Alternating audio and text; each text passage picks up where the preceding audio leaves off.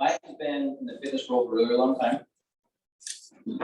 He has won several competitions. I think at some point during this presentation, he's going to show you a six-pack. I'm not sure. I just had a donut, so I will not show you. He has, so Mike was introduced to me through some mutual friends in Elizabeth, who knows him really, really well. And I was looking for someone to help coach, just to get into better shape and to start learning how to eat better. And so several people recommended Mike independently. And so I talked to Mike, and he is very knowledgeable. This is what he's doing. He will teach, I don't know if this will be in this presentation, but he's very aware of what's going on in the culture today in society as to what is being promoted as far as health goes. And there's a lot of myths and misunderstandings. So he has been excellent in the last several months and seen some really good results. So I think his physique itself shows it, knows what he's talking about. And he's also backed it up through just some really good results through personal experience. So it's good work to listen to. Smaller shirts. Yeah. So I'm trying to teach you. Yeah. Well, thanks. Yeah. So Cameron has actually lost like 20 pounds so far. 7% white. I don't remember the weight, but Yeah, 20 pounds sounds right. So we'll go with that. And he's eating carbs every day, right? You're eating. Little background about myself before we get started. There's my kind of journey. That's when I was 18, and then I was Mr. Utah in 2017 when I won VidCon. So I was a fitness trainer for 10 years. The problem with that was who has a trainer? Anybody? Anyone have a trainer at a gym? No, you've had one. You've had one, right? I was a trainer for 10 years. I realized that working out wasn't the answer to see results. It was the other 23 hours that followed made the biggest difference as far as eating. The hour-long workout doesn't really make or break you. It's the 23 hours that follow that. So once I realized that, I got into nutrition coaching about 10 years ago. I was a police officer for 7 years, and still kind of sheriff's office as well. So I feel like that job kind of molded me to do what I do now. I'm pretty much like a nutrition/therapist. Cameron will tell you that. He lays down on my couch, tells me the problems. And I'm Utah's #1 Google-rated nutritionist right now, currently. 229 5-star reviews, all 5 stars. So, and I've helped a little over 3,000 people in the last 10 years. Do this for a long time. There's my why, there's my family. Okay, so let's talk about this. I get asked this question every day. How come diets do not work? Who has tried a diet here before? Most everybody, right? What have you tried? Low carb, paleo, Atkins. Were they successful? Some were. What was the main problem with those diets? Having to stay on them or be very specific about them. Yeah. Sustainability, right? That's where most people fall off. Doesn't fit their real life. How long can you be without low carbs? Not that long, right? Keto. Has anyone tried keto in here? Yeah. Keto is effective, but is it long term? If you can't live without carbs, why would you ever put them out forever? It's hard to do. HCG, which is 500 calories a day, you can live off 500 calories a day. Not a lot of people, right? So the thing I've experienced in the last 10 years I've been doing this is diets don't work because they're not sustainable. They're not long term. And so what I practice and preach for the last 10 years I've been doing this is sustainability, doing something you can do forever. If you start a diet and you can't see yourself doing it forever, there's no point even trying. It's almost a waste of your time. So we'll take the average dieter here, which I deal with on a daily basis. We'll say he's 200 pounds. Who's crash dieted before? Anybody? Anybody crash diet where you just start cutting calories, you just want the scale to drop? No? Yeah. Well, most people do that, and what happens is it's all about ratios. The more muscle and fat we have, the closer they are together, the worse off we look. It's all about expanding that gap, right? The more muscle, the less fat we have, the better we look. So what happens when people, here's their muscle, here's their fat, they lose a pound of muscle, they lose a pound of fat as well. And they lose 20 pounds, and that gap never changes because they lost muscle in the process. So that's what a crash dieter does, is they lose a bunch of weight, but they feel like they look the same, their clothes look the same. And it's because they're losing it at such a fast pace as far as weight, they're losing muscle as well. You can see that lean mass, right? So out of the 30 pounds they lost, most of it was muscle. If you take a 24-week diet, which is 3 times as long, doing it at a slower pace, you can see the same dieter, See his body fat's different from 30 to 10, even though the exact same weight on the number, but they'll look different. Fat is 51 pounds of fat, now he has 17. He's doing it at a slower pace, he's also increasing his new body mass, he didn't lose any muscle. You can see the calorie deficit, 2,000 versus 4. So at the same weight, he's able to eat 2,000 more calories and stay the same weight. And that's kind of what we're trying to do for Cameron and all my clients is the more muscle we have and the less fat we have, the more we can eat and get away with. We want to eat more and stay the same weight or drop more weight, right? If you do it the wrong way, your body will decrease calories. So every pound of muscle you lose, your body decreases 70 calories. So if you lose 10 pounds of muscle a month, how many calories can you not eat anymore? 700. You're listening. 700 calories. That's powerful. So if you lose a bunch of muscle and you go eating your normal foods again, when people lose a bunch of weight and they eat all the normal foods, what happens to their body? Gain it back, right? They're called yo-yo dieters. That's what we're trying to avoid. Does anyone know someone that eats whatever they want and doesn't gain any weight? Well, that person, right? What was that? To me currently. You currently have it. Do we ever look at an overweight person and say they can eat whatever they want and get away with it? We ever look at Cindy and go, oh, Cindy can eat whatever she wants, and she's overweight. No, because she has so much more fat than muscle. The more muscle you have, the less fat you have, the more you can eat and get away with. Okay, so that's the goal, is when someone sits down with me in my office, our goal is to minimize muscle loss and maximize fat loss. The way to do that is losing it at a slower pace. So a good rule of thumb here, every 100 pounds that you weigh, your body's willing to give up 1 pound of fat. So if you weigh 300 pounds, how much can you lose? How much fat can you lose in 1 week? 3 pounds, right? Or 1%, we call it 1%. If you're 300 pounds, or if you're 150 pounds right now and you're losing 3 or 4 pounds a week, that's too much. Your body's gonna start using muscle as fuel. So if you guys are ever starting a plan, make sure if you're losing more than 1% of your body weight per 7 days, you're losing muscle or water. Okay? That's where I have clients that are 150 pounds and they want to lose 5 pounds a week. You can't metabolize 5 pounds of fat in 1 week if you're 150 pounds. Any questions on that at all? Every pound of muscle we gain, we can eat 70 more calories. That's the power of muscle. The more we gain, the more we can eat. Okay? Has anyone been that 8-week crash dieter? Yeah? Did you guys gain your weight back pretty quick? Yeah. We talk about body types. Does anyone know about the body types in here? Right? Who thinks they're an ectomorph? I'm an ectomorph. My parents are small. Always look at your parents. Are they small? Are they big? Are they medium? Ectomorphs are skinnier people. My parents are small. Mesomorph, which is the perfect body type. You can gain and lose weight at will. And then endomorph is someone that's more on the obese side, right? Like, is a mesomorph, is that coming from someone whose parents, one smaller parent, one larger parent? Yep. Yep. Yeah, so some people go, I don't know, my dad's really big, my mom's really small, they usually mesomorph, they can gain and lose weight. Endomorphs have a harder time losing weight, and ectomorphs have a harder time putting on weight. But mesomorph is really the perfect body type. And so how you approach, see, I call it scubby, it's a scubby right there. Do you know what scubby means? Skinny chubby. Skinny chubby. We all know scubby people, right? We know the scubby crew, we all do. Like, you're skinny, but you have a belly, it's so weird. Right? And that's usually someone that's an ectomorph that just, you know, or I have a lot of clients that drink a lot. A lot of clients that drink are skinny, but they have a belly from drinking. So, anyone know that person? Yeah.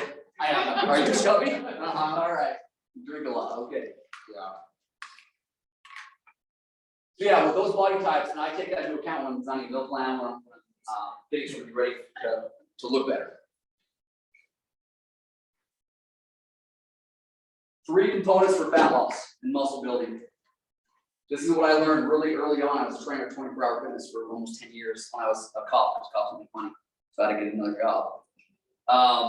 But I realized how important nutrition was versus training. I've been on the training side and I've been on the nutrition side. And nutrition is so much more important. Even when I do fitness competitions for myself, my training doesn't really change, it's my eating that changes. So 70%, I would even say maybe 80% is nutrition. So You don't see that same person, they look the same for 5 years. You're like, you've been in here every day, but you don't look any different. It's usually they're eating. It's the workouts are the fun part. You know, when I get someone in my office, they don't want to work out. I'm like, that's the easy part. It's the eating that's going to be the challenging part. So nutrition, cardio, weight training. Really, if your goal is fat loss, cardio is more crucial than weight training. They're both amazing.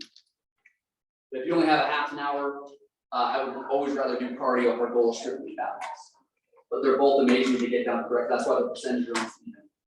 Just depends on your goal, if it's more muscle building or fat loss. When we get to cardio, about the proper heart rate zone, which I've given Cameron that knowledge. So we're going to talk about all these myths.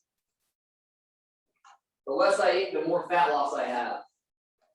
Weight training turns fat into muscle. Sit-ups gives you abs, which is my favorite one. Sweating equals fat loss, which is another good one. People think the more they sweat, the more fat loss they're having.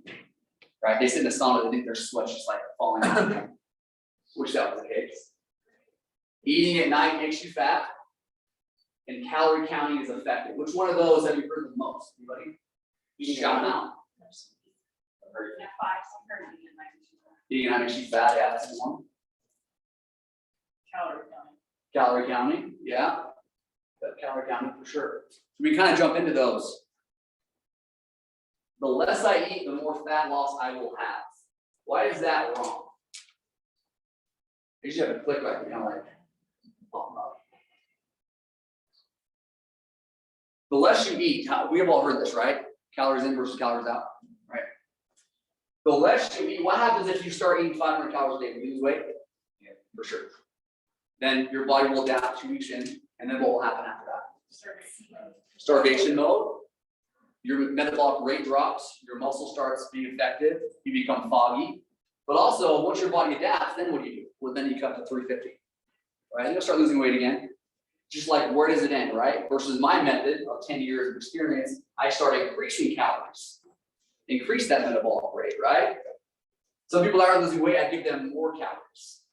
And it really, you know, I really have to talk them into it because they're really concerned when I give them more food because they're not losing weight. We have to increase your metabolism. So when you starve it, you're losing body mass, your metabolic rate slows down, brain functions begin to suffer. When I'm like getting ready for a show or something, I'm cutting out carbs sometimes, I get stupider. So it's not a word, by the way. Blood sugar levels fluctuate whenever someone's not hungry. If you're hungry, like, I mean, you're not thinking clearly, right? So and then your fat gets stored. What happens when your body uses muscle as fuel? What happens to your fat?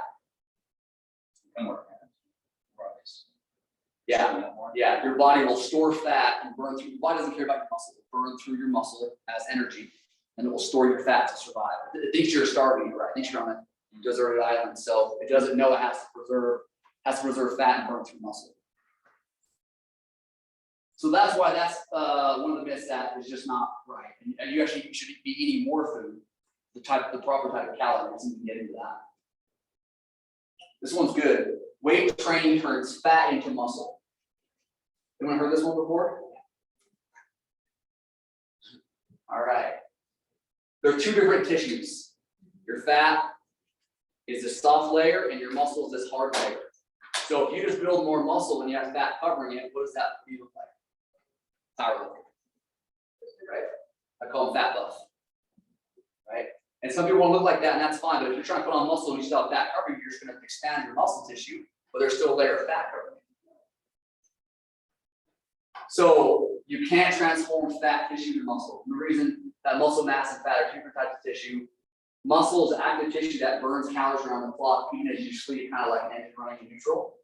And fat, on the other hand, is just a storage of excess energy. It does nothing but sit there, and it's lazy, right? So the more muscle you have, the more we're burning at a faster pace.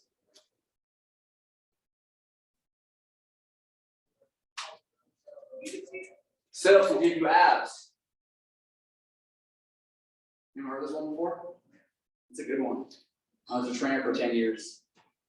People were like, well, I did 100 sit-ups a day. I'm like, not shredded yet. It's because the 23 hours we're eating donuts and pizza, right? So sit-ups will not give you abs. Everyone has them. You guys will have to fill them. You guys fill them? They're in there. You fill them? deep down, under the Not sure fat. it's mine. What was that? I got Yes, sir. mine. You cannot spot reduce. If any trainer's ever told you that, you gotta run away. You cannot spot reduce. You can't tell your body where you want to lose fat. Okay. You can strengthen a muscle. If you did crunch it every day, you would get stronger. But it wouldn't be visible because you're just covered in fat. So you can strengthen a muscle, you just can't tell your body where the fat wants to lose. You guys ever lost fat before and the fat just comes off wherever? You know, a lot of my women clients, their fat comes off where? Oops. That's worse. It's like, oh, so it's almost useless fat to your body in a sense, right? It's like, let's use this first before anywhere else.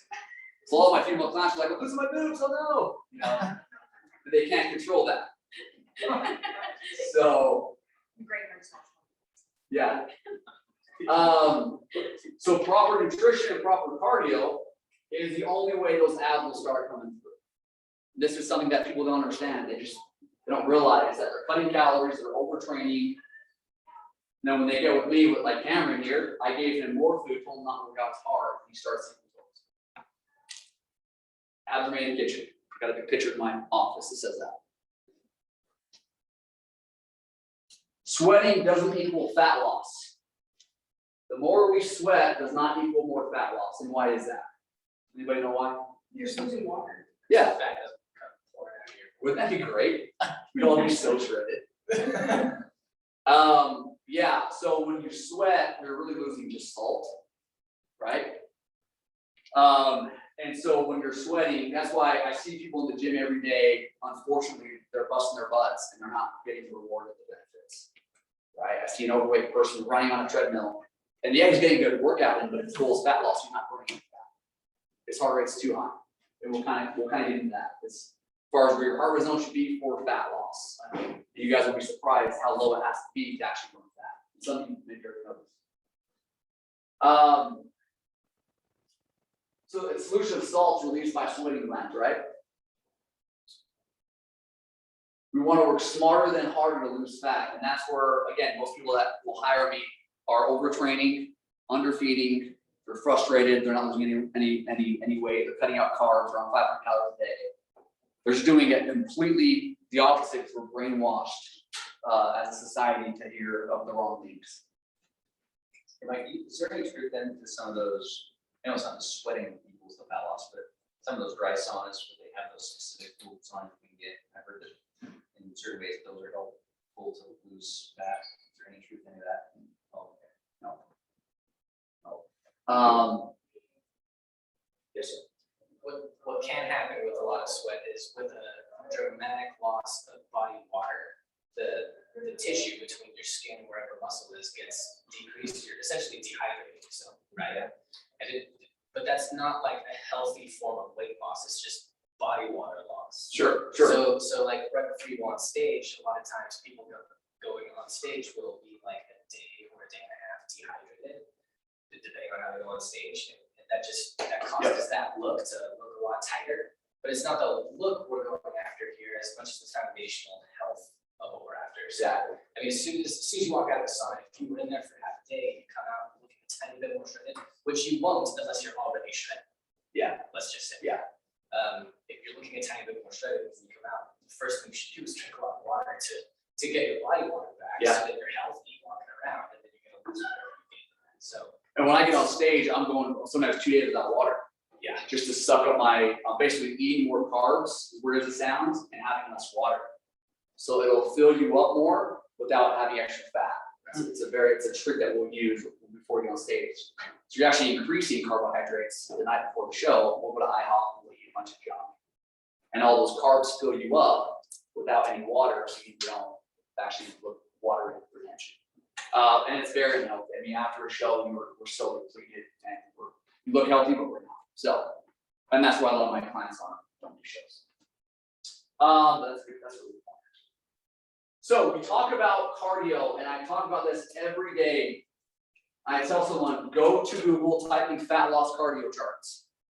You will see what I've been confirming for 10 years in my own personal life and a few thousand people I've helped. We are always burning fat at this low end. So here's your age, here's your heart rate, right? The higher your heart rate goes, the less fat you're burning. See that danger zone? It's because your body's using calories as fuel, and if it's burned through all the calories, it's gonna use muscle as fuel. People have no clue that they can actually burn fat on the low end. Right? And these are two different charts from Google, but go to Google and you'll see 100 different websites confirming this. Is fat loss is always on that low end, and the higher you go, the more it's great for endurance, but it has nothing to do with your fat loss. So good formula, if you guys want to write this down, it's 220 minus your age. Once you have that number, you're going to want to be 70%. See these percentages right here, 50, 60, 70, 80, 100. We want to be 70%, so on the high end. So 220 minus your age, you want to be 70% of that number. So most people will be between 120 and 140 in this room. Is that dependent on your condition? On your age. So, but if you're older and you're already in great shape, would that number be different? No. All it would be different is you have to work hard to get your heart rate in that zone. That's the difference. So I have a few clients that are pro cyclists and MMA fighters. They're in such great endurance shape. To be at the 120, they just have to work harder. Right?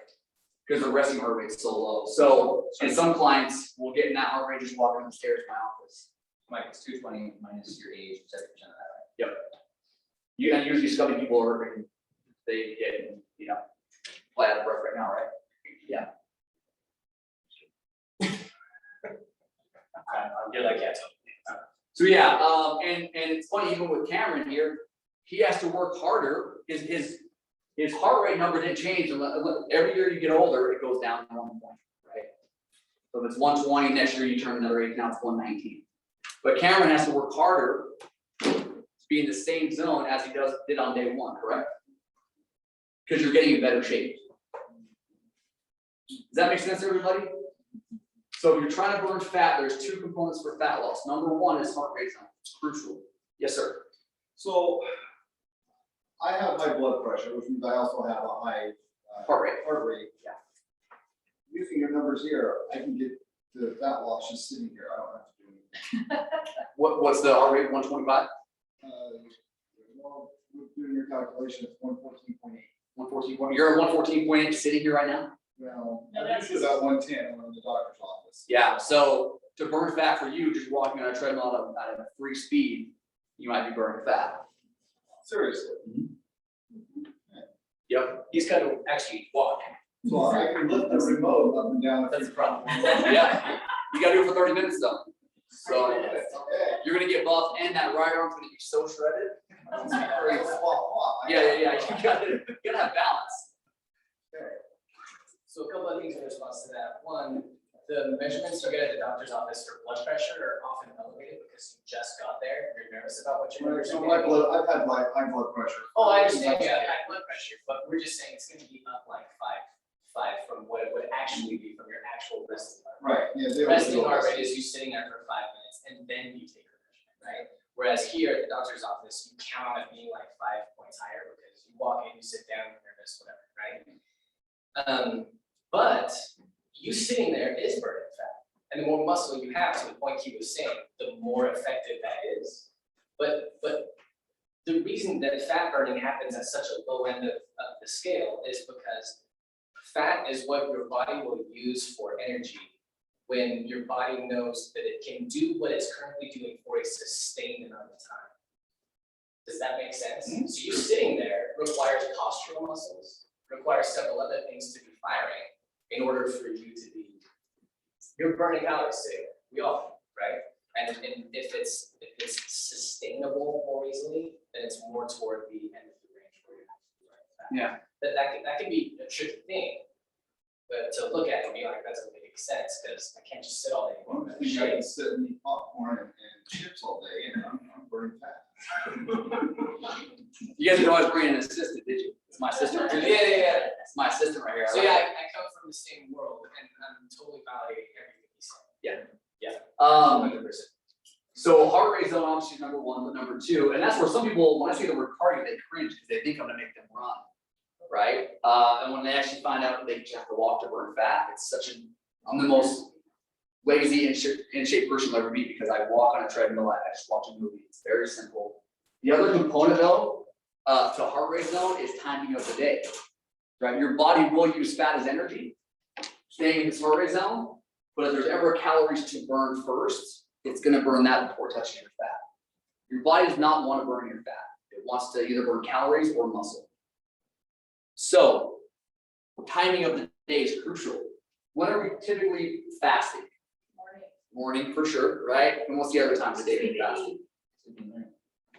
After a weight training session. Those are the two times a lot of people will do cardio before they work out. Why is that bad if our goal is fat loss and muscle building? You might do a quick 5-minute warm up, that's okay. But someone doing 30 minutes or more before their weight training session, what are they burning through that they need for their workout? Carbs. Yeah. So what happens, a lot of people are getting on a treadmill, they're walking, they might even know that they have to be in the zone, so they're walking. So they're doing that for 30 minutes before their weight training session. So now their body has calories to burn, so they burn that first. And then when they go work out, what's their body gonna use this fuel now since there's no calories? Muscle. Right? We gotta flip that. We have to either work out first, have our body use up that glycogen, those carbohydrates as energy, as fuel. And then once our body has used all that up, now we're fasting. To jump on a treadmill for 30 minutes after your weight training session. To stay in that heart rate. So always remember, if you want to burn fat, you gotta be on empty. If you want to build muscle, you have to have some calories to use as fuel. Okay. Has anyone been working out and they kind of feel lightheaded after a while?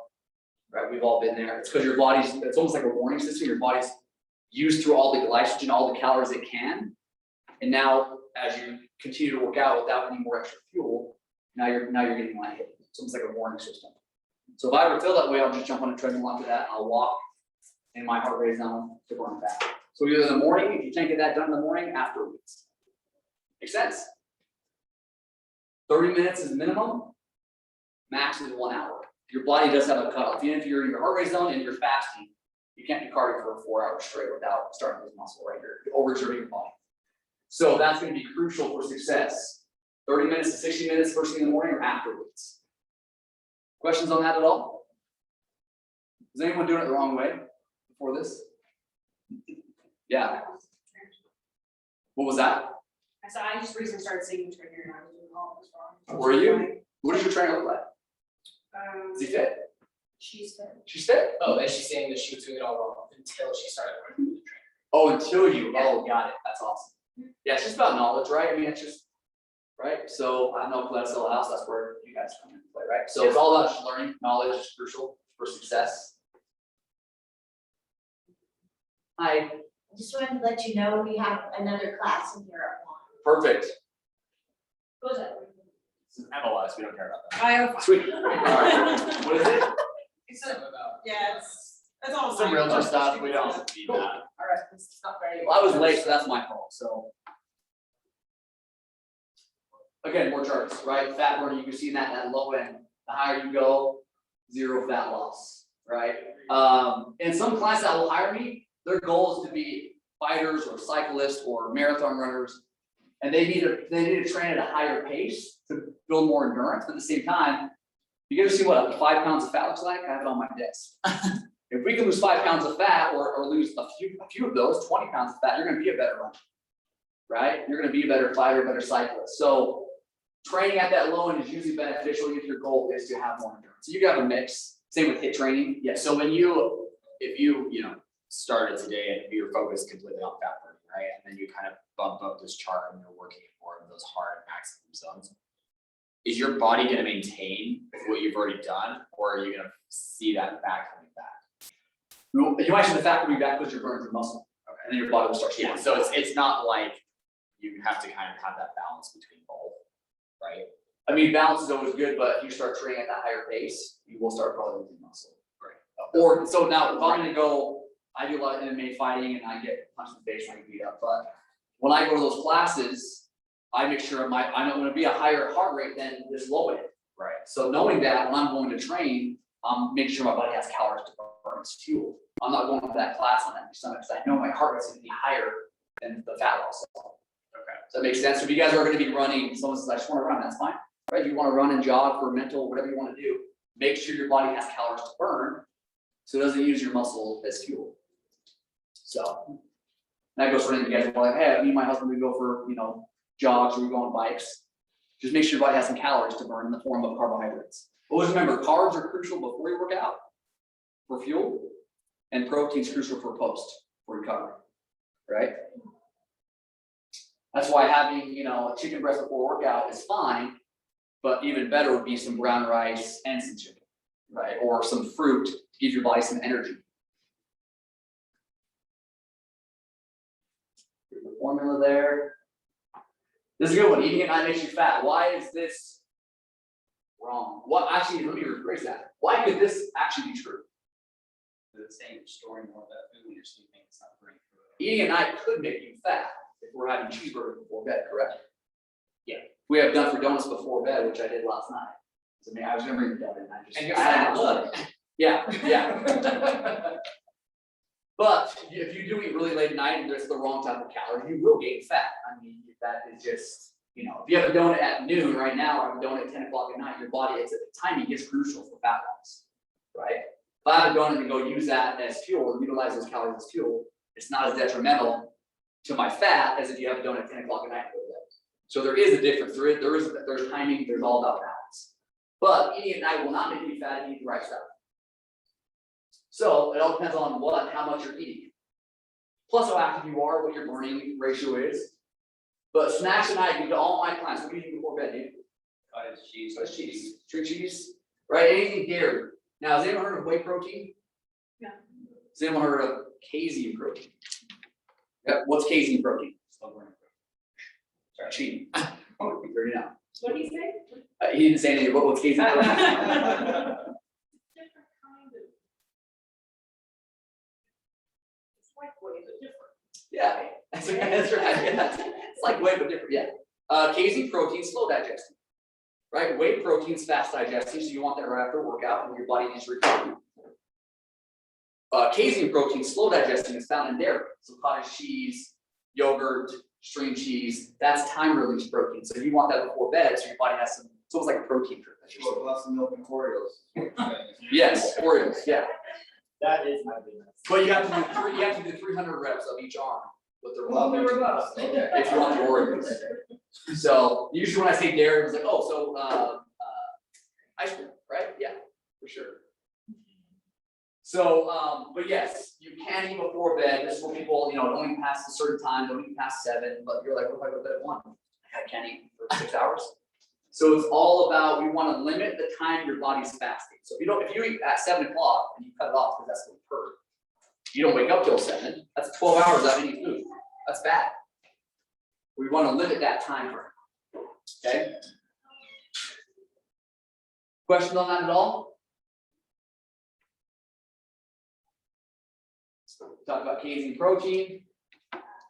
Even the study that I read in the Journal of Nutrition, over a 12-week study of 44 volunteers showed that the protein had significant increase in muscle strength and size. Protein builds muscle and needs to be ingested every day.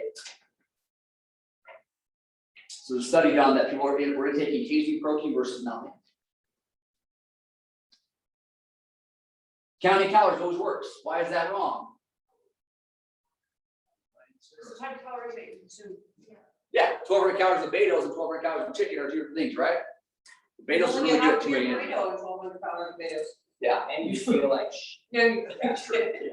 So this is where calorie count doesn't work, right? You look at, if we're a calorie count, what's the best thing on that list? Avocado, chicken, or Coke? Well, if we're counting calories, Coke has the lowest, so I would just have a Coke. We call it a day. Right? There's 155 calories. That's where calorie count doesn't work. It's all about quality of calories, right? Yeah, it's like all sugar, you're like, I got my calories. You burn more calories digesting solids or liquid. You burn more digesting raw foods than cooked. And then this is the big one. So I talk about every day in my office. I see about 25 people a day. I see over 100 clients a week. We talk about different glycemic index values. I don't even know what that means besides my assistant and my other assistant. What's GI mean? So it's it's how fast your body absorbs and converts those sugars into juice. Yep, that's right. And so a lot of people don't realize that, for instance, bananas are higher sugar than apples, right? And so what are the 3 highest sugar fruits we can consume? Watermelon. Watermelon. Banana, there's one more that's really good. Apples are great, berries are good. Mango? Mangoes in that, so 55 and below is what we're trying to achieve. Mangoes are like a 56, but yes, pineapple. Pineapple and watermelon are like sugar water, but it's still natural sugar, so don't go home and throw away your watermelon. Is that healthy? We're mixing our fruit with alcohol, so it like counteracts. Yeah, it offsets it. It offsets it. Good to know. Yeah. We're so good. We're fine. We're just gonna try to be less scummy. Yeah, yeah, Sorry. that's, yeah, just less good. Yeah.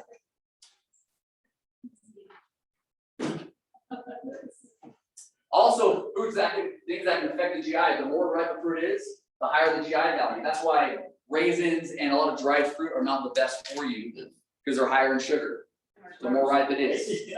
So avoid like stuff like raisins if you can. And again, it's still fruit, so there's worse things you can eat, right? But there's better options you can have as well. Fruit juice has a higher GI than whole fruit, right? Mashed potatoes are higher than a whole baked potato.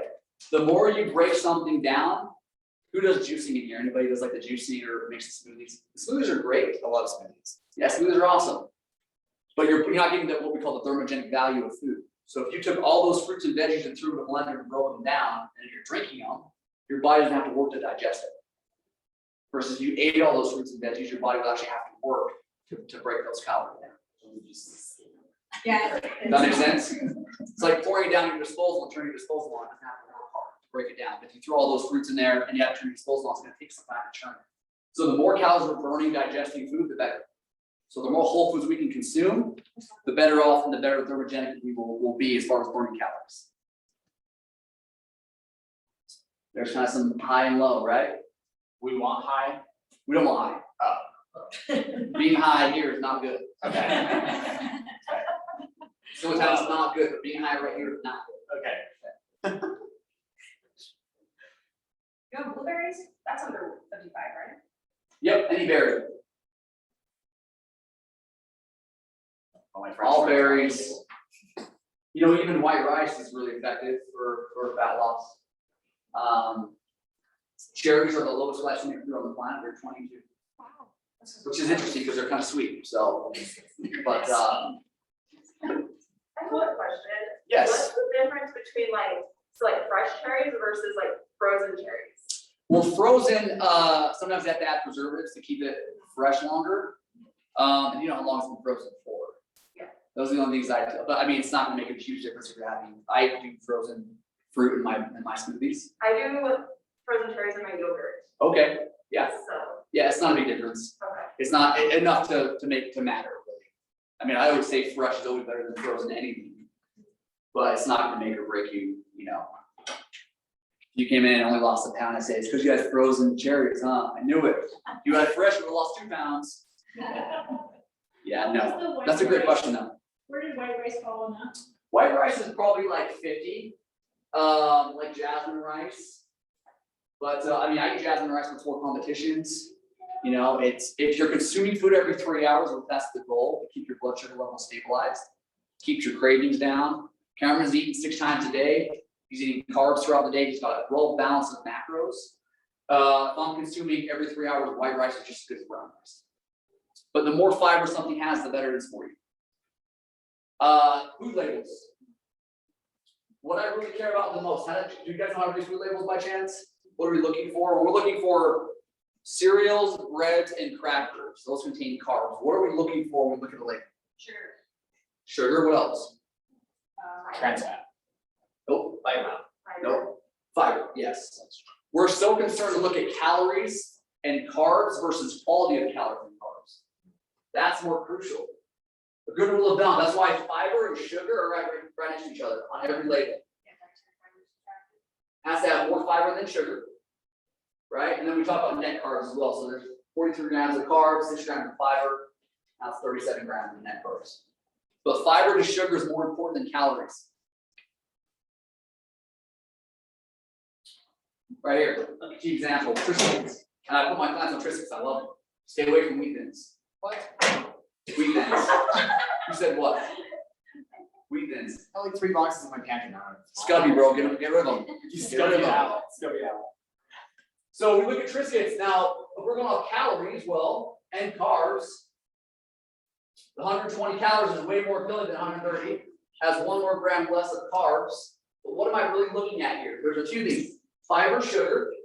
Can you guys read that? I know it's kind of. Yeah, far away, protein. but we don't care about protein when it comes to carbs, because we're getting a protein source from something different. When we look at carbs, I'm looking at how much fiber does it have? How's my body gonna digest it?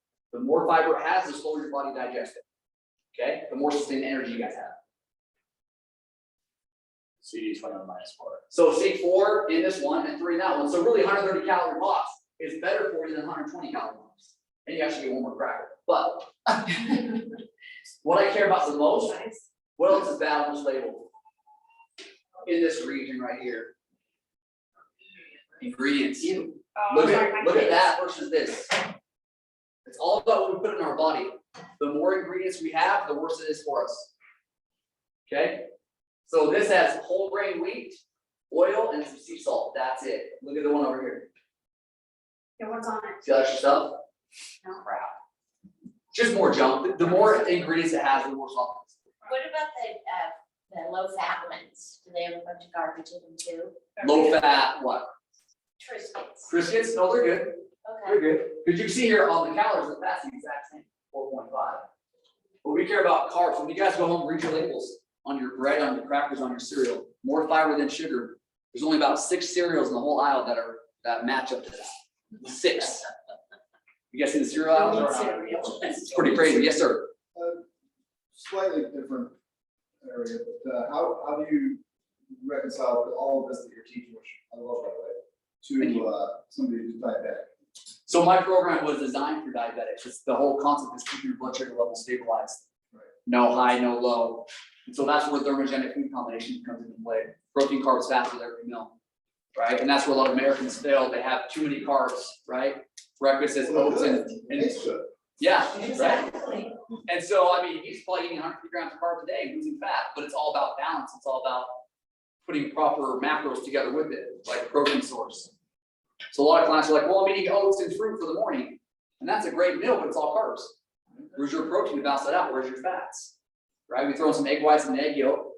And now that changes the whole dynamic of that meal one. So it's all about balance. Timing is crucial. Thermogenic food combinations, protein, carbs, fats have to be in balance. Most people, like he's on a 40-40-20. So 40% carbs, 40% protein, 20% fat.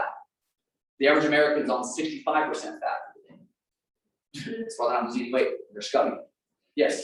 Yes, so my mom got diabetes and started talking about how she's gonna have to cut out all carbs, her life is gonna be miserable now. And she met with a registered dietitian to organize how she should eat better, and she plastered it to her fridge. I came to my parents' house and I looked at what was on there, and there's a ton of carbs, there's bread and all kinds of carbs, and the difference is it's not loads and loads of carbs, it's not unbalanced carbs, and it's not piles of refined carbohydrates. And that's the big kicker. And it's exactly what he's saying. The amount of fiber in that carbohydrate matters. It slows the rate at which your blood sugar goes up. And that's where the control is. Yeah. It's not, it's an oversimplification to talk about carbs as just carbs. Yeah. You cannot responsibly conflate refined carbohydrates with whole carbohydrates. And when I designed this, it was originally again for diabetics. And I realized that even people that aren't diabetics still need to have their blood sugar level stabilized. So we're not getting that 2 p.m. energy dip, right? So the goal is not to have your blood sugar like this, it's just more stabilized. So that's a great question then. Then we talk about this distribution of calories. Some people don't know what they're doing. 2,000 calories per day for 5 meals would equal 400 calories per meal, right? That's right? Would that be right? No. So yes. I think it's a trick Why is that- question. why is I'm that gonna wrong? say no because tell us why it's There's wrong. always a few that get it wrong. Even one meal is 2,000 calories. Very true, but if I said, hey, I'm supposed to be 2,000 calories a day, I'm gonna have 5 meals, I'm just gonna have 400 calories a meal, that just makes my life easy. Is that right or wrong? Who says it's wrong?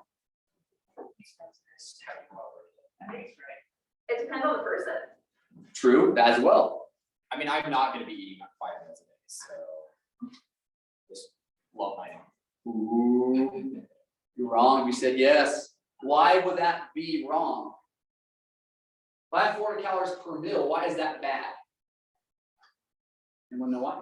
Well, because am I active at 10 o'clock in the morning like I am at 10 o'clock at night? So why would I need 400 calories every full day? We talk about eating before bed, but why would it be even? I might need more calories in the morning to get my metabolism running. So even 400 calories might be too low in the morning. See how that works? So it's all about your lifestyle, the person. Depends on your lifestyle, but also you want to distribute your calories based on upcoming activity levels. If you're going to be sitting here for the next 3 hours, why would you have 500 calories for one meal? How many And calories then was this? 250. You full? Yeah. And oh, that filled me up. That's a kid's bowl, dude. Wow, I'm a kid Perfect size, serving so- size. So yeah, you guys have to distribute your calories based on upcoming, what time you eat, you have to think about, what am I doing for the next 3 hours of my life? Am I gonna be sitting in a movie theater, am I running a marathon? I need more fuel for me, more active, right? So, again, effective for fat loss, the FDA even recommends 40-40-20 for most people. My other client, that's a pro cyclist, he's on a bike every day, 300 miles a day, he's on 7% carbs, he needs more fuel. And my client that's 78 years old, does she need 70% carbs? She sure doesn't. You don't need that many carbs watching Matlock, right? She doesn't need all that. So she's on 20% carbs. Matlock and Murder, She Wrote. So about Murder, She Wrote. Any question on this at all? Eat at least 4 to 6 times a day. Eating more frequently tells my clients that they can eat throughout the day and still lose fat. It doesn't make you feel like you're on a diet, right? So if you eat more frequently, blood sugar stabilized, cravings are down. Whenever your body's craving something, it's because your body's not satisfied. Which means typically when someone has cravings, it means they haven't eaten in 5-6 hours. And what are they craving if they haven't eaten for 5-6 hours? Sugar. They're not craving chicken, are they? Craving a chicken breast when you're hungry? Chips. No way. Chips. Craving carbs, right? Goldfish. Typical meal plan. I mean, it's a little more mindful, a little more detailed, but you know, meal one, you can see here, they're all balanced. You can see the carb percentage, 67%, that's pretty much the highest, those 2 first meals, because we're more active in the morning than we are at night. So that's crucial. Okay?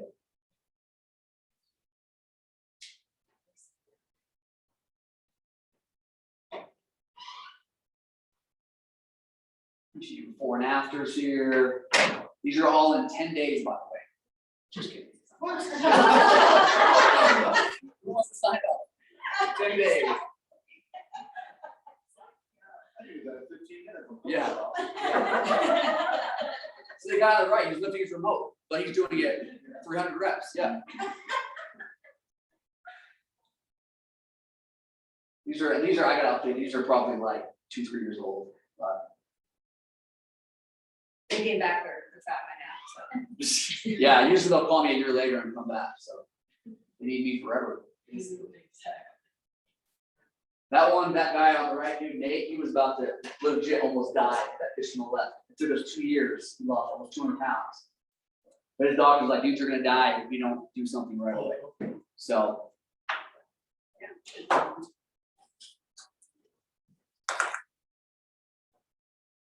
Okay. Questions, concerns, anything? Yes. So you said the cardio and weightlifting, you got even levels, like even percentages.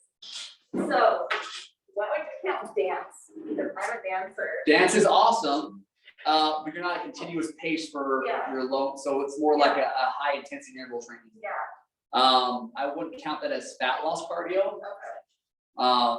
I mean, moving's moving. Yeah. It's Yeah, awesome. I wish I knew more about nutrition when I was in college because I was in the best shape of my life then, but I didn't. Because I had to do it. Yeah, no, dancing's awesome, it's just, I wouldn't count that as fat loss cardio, if your goal is fat loss. Yeah. So if I was to actually make sure I was probably eating a fed state, I'd probably have some raspberries or, a apple before you do that. So, great question. Any other questions? Speaking English or contact information? I will, yeah, Cameron has it all.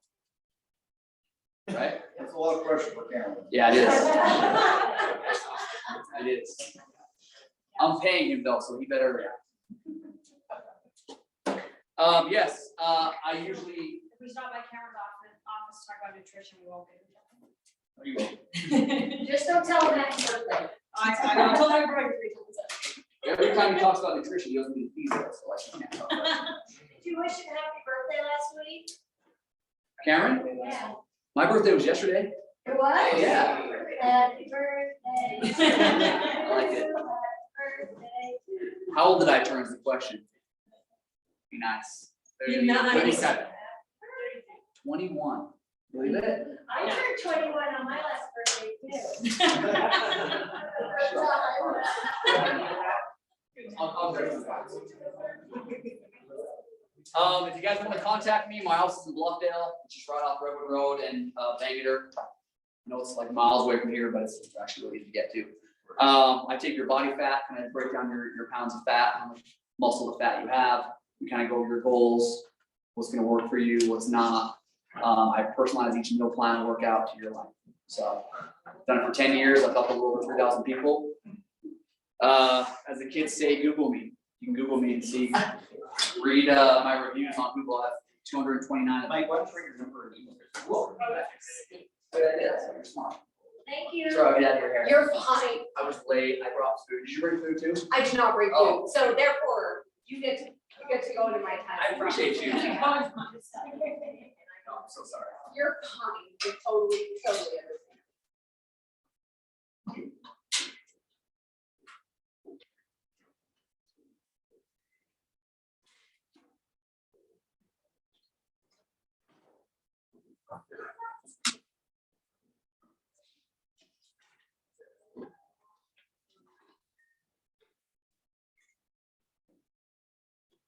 There's my email address. Oh, man. Yeah, thanks, Mike, you got your hair. Hey, thanks, Mike. Thanks, guys. Appreciate it.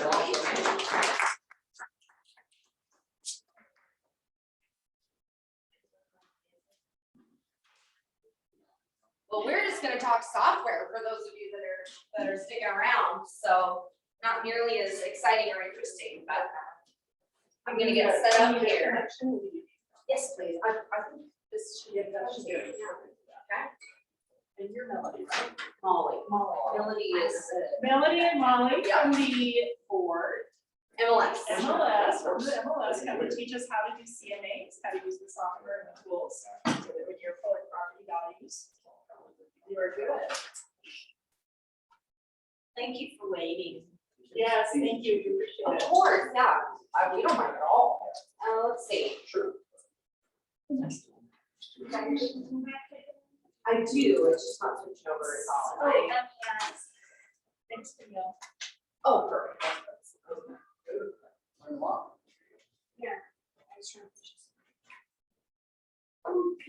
Okay, is everyone here for CMAs? Yes. We're good, we're all saying, okay. So I do have